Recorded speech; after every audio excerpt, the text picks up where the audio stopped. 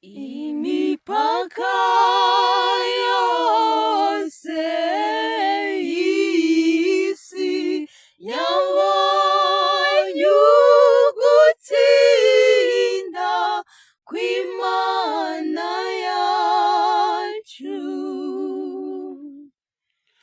Imipaka yose y'isi yabonye ugutsinda kw'Imana yacu.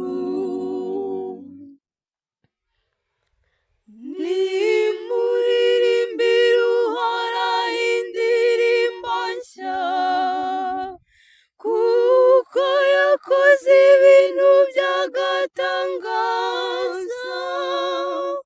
Indyo ye, ukuboko kwe k'ubutagatifu byatumye atsinda.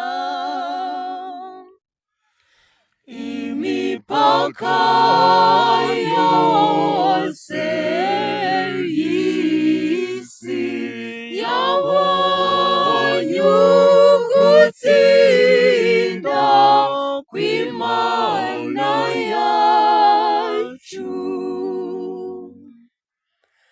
Uhoraho yagaragaje ugutsinda kwe, atangaza ubutabera bwe mu maso y'amahanga. Yibutse ubuntu bwe n'ubudahemuka bwe, agira